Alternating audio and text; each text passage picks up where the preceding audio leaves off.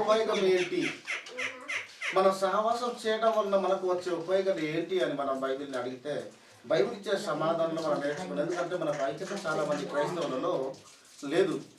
ఐక్యత లేకపోవడం వలన మనం ఎంత నష్టపోతున్నామో మనకు అర్థం కావటం లేదు. కాబట్టి ఐక్యత అనేది మనిషి బ్రతుకున్న కాలంలో భూమి మీద దేవుడిచ్చిన కాలం ఉన్నంత వరకు ఒకరికొకరు ఎంత సహకారులుగా మనం ఉండడానికి ఎంత ఉపయోగపడుతుంది, ఎంత అవసరం అనేది కూడా మనం మొట్టమొదట మనం తెలుసుకోవాలి. అంటే ఐక్యతలో ఉన్న గొప్ప విషయాలు, ఐక్యతలో ఉన్న గొప్ప మనకు కావలసిన ఒక సహాయాలు ఎంత ప్రాముఖ్యమైనవి అన్నది కూడా మనం తెలుసుకోవాలి.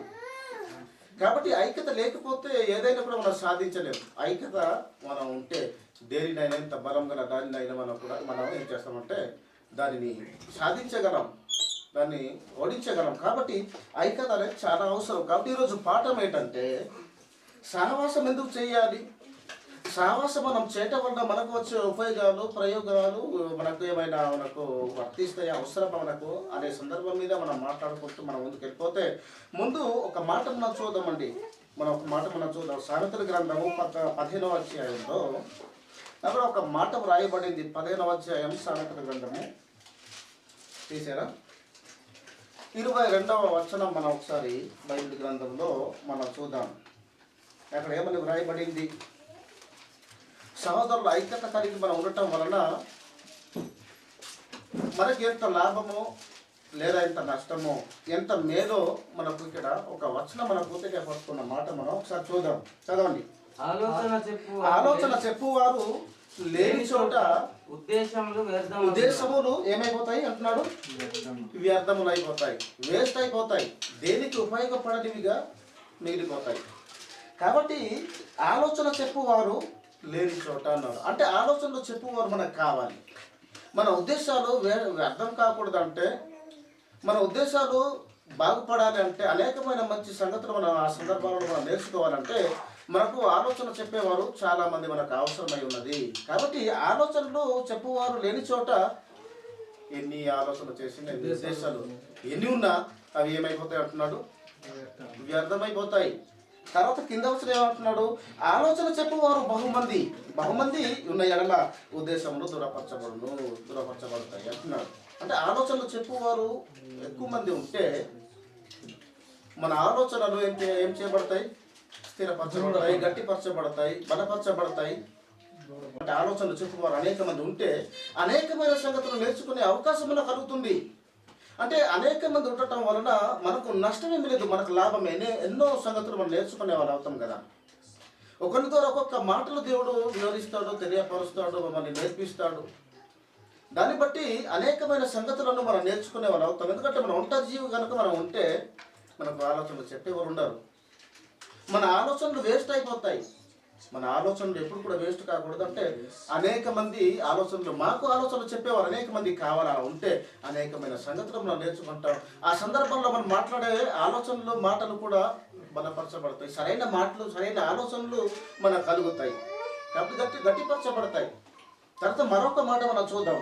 మొదటి తెస్సలోనిక పత్రిక 5:14 మొదటి సహోదరులారా మేము మీకు బోధించుచున్నది ఏదనగా అక్రమముగా నడుచుకుని వారికి ఏం చేయాలి, బుద్ధి చెప్పుడు అంటున్నాడు. మీరు ఈ మాటను మీరు గమనిస్తే, సహోదరులారా మేము మీకు బోధించుచున్నది అనగా మేము బోధించేది ఏంటంటే అక్రమముగా నడుచుకునే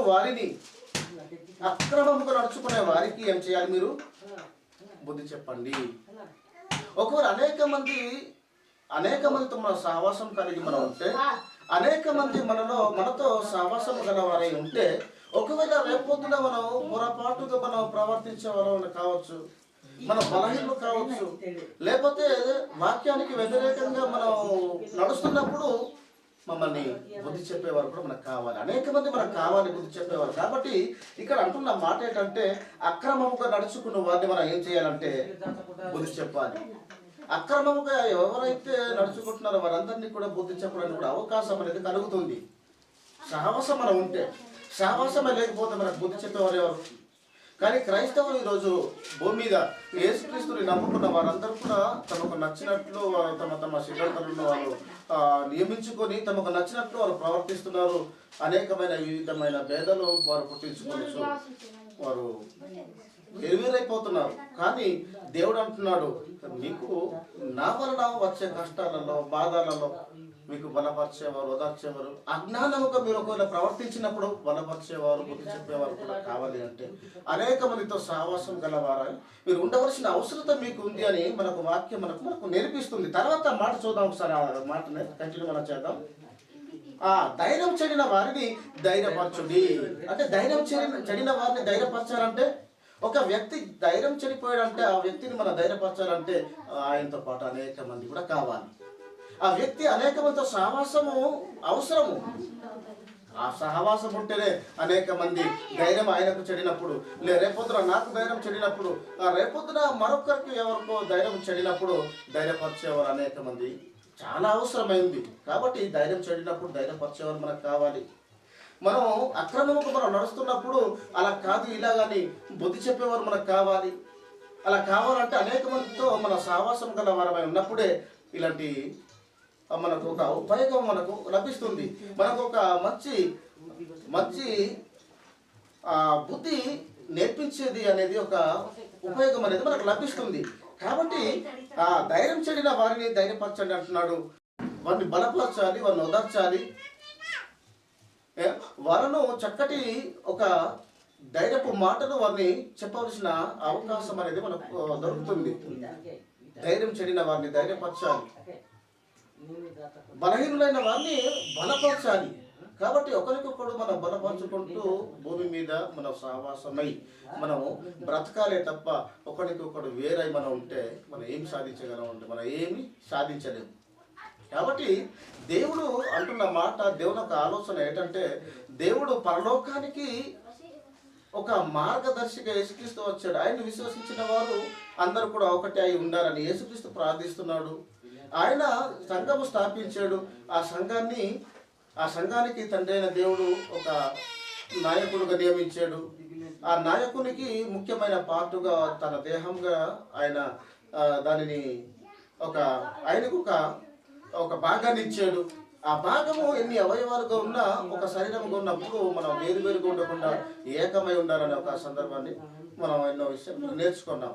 కానీ ఈరోజు మాట్లాడే సందర్భం ఏంటంటే తెస్సలోనికలో రాస్తున్న మాట, పౌలు గారు రాస్తున్న మాట ఏంటంటే అక్రమంగా నడుచుకున్న వారిని బుద్ధి చెప్పండి అంటున్నాడు, ధైర్యం చెడిన వారిని ధైర్యపరచండి అంటున్నాడు, బలహీనులకు ఊతనివ్వండి అంటున్నాడు. అంటే బలహీనులను బలపరచడానికి చాలా మంది అవసరం. ధైర్యం చెడిన వారిని ధైర్యపరచడానికి కూడా సహోదరులు అనేక మంది మనకు అవసరమైనది. కాబట్టి మనం అక్రమంగా అజ్ఞానముగా పొరపాటు ఇదే నిజమని నమ్మి మనం పోలి నడుస్తుంటే సరిచేసేవారు కూడా మనకు కావాలంటే వాళ్ళతో కూడా మన సహవాసం కలిగి ఉంటేనే ఇలాంటి ఉపయోగం అనేది మనకు లభిస్తుంది. ఇలాంటి కష్టాలలో, ఇలాంటి బాధలలో, ఇలాంటి ఇబ్బందులలో, ఇలాంటి ఇరుకులలో మనం ఉన్నప్పుడు మనం ఒంటరి జీవిగా మనం బ్రతుకుతే కనుక, ఒంటరి జీవిగా కనుక మనం ఉంటే మమ్మల్ని లేవనెత్తే దేవారు, బలపరిచే దేవారు, మమ్మల్ని కాపాడే దేవారు, మమ్మల్ని ముందుకు నడిపించవలసిన వారు ఎవరో మమ్మల్ని ముందుకు నడిపించే నాయకులు కూడా మనకు కావాలి కదా. ఇప్పుడు కొత్తగా జగన్మోహన్ రెడ్డి గారు ఆయన మరి రాజకీయ పదవిలోనికి ఆయన చేరినప్పుడు అందరూ మద్దతు ఇచ్చాము. ఆయన గెలిచిన తర్వాత తన ఆలోచనల పనికి వస్తాయా? సీనియర్ అతి నేతలు ఉంటారు, పక్క నుండి ఆయనకు సలహా సూచనలు ఇస్తుంటారు. ఆయన అలా ఇవ్వటం వలన ఆ సూచనలను ఆయన పొందుకొని వాటిని కార్యక్రమాలు జరిగించారు. ఏం చేయాలన్నది ఆయన డిసైడ్ చేసుకొని బహిర్గతం ఆయన చేస్తారు. తనంతట తాను ఆలోచిస్తే సరిపోతుందా? సరిపోదు, పాలించలేదు. కాబట్టి అనేక మంది సీనియర్ అధినేతలు వారు ఏం చేస్తారంటే అలాంటి వారికి ఊతనిస్తుంటారు, అలాంటి వారికి బలపరుస్తుంటారు, ధైర్యపరుస్తుంటారు, కొన్ని సలహా సూచనలు ఇచ్చి వారిని చక్కటి ఆలోచనలు నేర్పిస్తూ వారిని ముందుకు నడిపించేవారు కూడా కావాలి. జగన్కి కావచ్చు, లేకపోతే ప్రధానికి కావచ్చు, ఎవరికైనా కావచ్చు. మన ఆలోచనలు పనికి వస్తాయా? పనికిరావు. కాబట్టి ఆలోచన చెప్పేవారు కావాలి. ధైర్యం చెడినప్పుడు, లేకపోతే మనం బలహీనులైనప్పుడు బలపరిచేవారు కూడా కావాలి. అంటే అందరితో మన సహవాసం కలిగి ఉండటం చాలా ప్రాముఖ్యము, చాలా ఉపయోగకరము అనే సందర్భం మనకు అర్థమవుతుంది. తర్వాత మనం ఒక మాట మనం చూద్దాం, మళ్ళా ముందుకెళ్దామండి. ముందుకెళ్దాం. ఒక మాట మనం చూద్దాము. మొదటి కొరింథీ పత్రిక 12వ అధ్యాయము 25, 26, 27 వచనాల వరకు కూడా మనం చూద్దాం. మొదటి కొరింథీ పత్రిక 12వ అధ్యాయము తీసారా 12, 20, 25, 26, 27, 25 నుంచి చదవండి ఒకసారి. అయితే శరీరములో వివాదము లేక అవయములు ఒకదానికొకటి ఏకముగా పరామర్శించులాగున అన్నాడు. మీరు ఈ మాట మీరు గమనిస్తే శరీరములో వివాదము లేక అన్నాడు. అంటే క్రీస్తు శరీరములో వివాదములు లేక, అంటే క్రీస్తు శరీరములో ఎన్ని అవయవాలుగా ఉంటేనే ఉన్న మనం క్రీస్తు శరీరం, అంటే క్రీస్తు శరీరంలో క్రీస్తు శరీరంలో ఒకటిగా మనం ఎలాగైతే ఉన్నామో అలాగే క్రీస్తు శరీరం అయి ఉన్న మనం అందరం కూడా మనం ఏకం కావాలి. మనం ఎటువంటి విభేదములు మనం పుట్టించుకోకుండా మనం అందరము ఒకటిగా మనం ఉండాలనే సందర్భాన్ని నేర్పిస్తున్నాడు. చూడండి, అయితే శరీరములో వివాదములు లేక, అంటే శరీరం అంటే క్రీస్తు శరీరంలో ఉన్న మనం, క్రీస్తు శరీరములో అనేక అవయములుగా ఉన్న మనం కూడా ఏకమై ఎలాగైతే మనం శరీరమై ఉంటామో అలా క్రీస్తు శరీరమై ఉన్న మనం వివాదములు లేక అవయములు ఒకదానికొకటి ఏకముగా పరామర్శించులాగున అన్నాడు. ఒకదానికొకటి పరామర్శించులాగున, ఒకదానికొకటి బలహీనమైనప్పుడు బలపరిచే విధంగా, ఒకదానికొకటి ధైర్యం చెడినప్పుడు ధైర్యపరిచే విధంగా, మరి ఒకటి అక్రమముగా ఒక వ్యక్తి అక్రమముగా నడుస్తున్నప్పుడు ఆ వ్యక్తిని బుద్ధి చెప్పే విధంగా తక్కువ దానికి ఎక్కువ ఘనత కలగజేసి శరీరమును అమర్చి ఉన్నాడు. అంటే దేవుడు ఎలాంటి కనెక్షన్ పెట్టాడంటే ఘనత లేని దానికే ఎక్కువ ఘనత ఇచ్చాడు. ఘనత ఏదైతే తక్కువగా దాన్ని ఘనత ఎక్కువ, ఏదైతే బలహీనమై ఉందో, ఏదైతే ఘనత తక్కువై ఉందో దానికి ఎక్కువ ఘనత ఇచ్చినట్టు బైబిల్లో మనం చూస్తున్నాం. అలా ఆయన అమర్చాడు శరీరంలో. కాబట్టి మనం ఏం చేయాలంటున్నాడు ఇక్కడ కాగా ఒక్క అవయవము శ్రమ పడినప్పుడు అవయవములన్నీ కూడా దానితో కూడా శ్రమ పడును అంటున్నాడు. ఒక అవయవము శ్రమ పడినప్పుడు అవయవములన్నీ దానితో కూడా శ్రమ పడును. సపోజ్ ఈ శరీరంలో ఎన్ని అవయవాలు ఉంటే కానీ ఒక శరీరంగా లేదు కదా. కాబట్టి కాళ్ళు ఉన్నాయి, చేతులు ఉన్నాయి, చేతులలో వ్రేలు ఉన్నాయి, తర్వాత తలలో అయితే చెవులు, ముక్కు, పెదవులు, నాలుక, ఇవన్నీ వెంట్రుకలు, కళ్ళు, ఇవన్నీ అన్ని కలిగినది ఒక తల అయితే, మరి శరీరంలో అనేక అవయవాలు ఉన్నాయి, కండరాలు ఉన్నాయి, నరాలు ఉన్నాయి, తర్వాత గుండె అని, కిడ్నీలని, పేగులు, ఊపిరితిత్తులు, ఇవి రకరకాలుగా అవయవాలు ఉన్నాయి కదా. ఇన్ని అవయవాలు కలిగినది ఒక దేహం అయితే ఆ దేహాన్ని ఇప్పుడు ఆ దేహంలో ఏదో ఒక చిన్న ఈ గోరులోనో ఏదో, లేకపోతే ఏదో ఒక వ్రేలు గాయపడినప్పుడు ఈ వ్రేలు కోసము అన్ని అవయవాలు పనిచేస్తున్నాయి, దానికోసం బాధపడుతున్నాయి, దానికోసం పరామర్శిస్తున్నాయి, దాన్ని పరామర్శించుటకు, దాన్ని కట్టుటకు కాళ్ళు పరిగెడుతున్నాయి. దీన్ని కట్టడానికి మరొక చెయ్యి ఉపయోగపడుతుంది. దీనికోసం దీని మీదే ఆలోచన, మైండ్ అంతా ఆలోచన, దీని మీదే చూపు, దీని మీదే ధ్యాస. చూడండి, దీనికోసం ఇది ధైర్యం చెడినందుకు, ఇది బలహీనమైనందుకు, దీనికి ఒక గాయం వచ్చినందుకు, దీనికి ఒక కష్టం వచ్చినందుకు, ఇది ధైర్యం చెడినందుకు,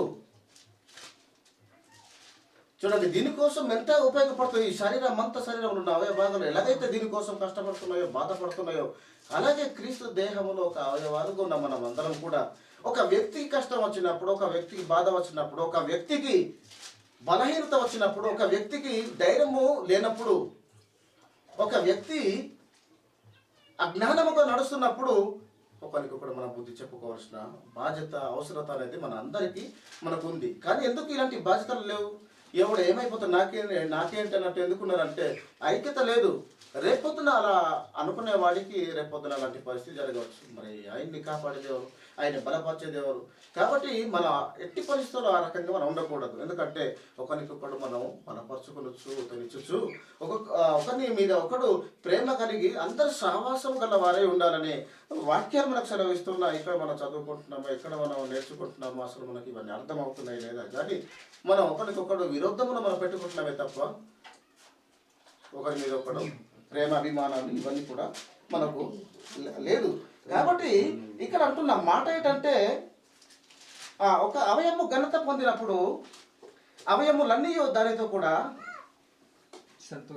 సంతోషించును అంటున్నాడు.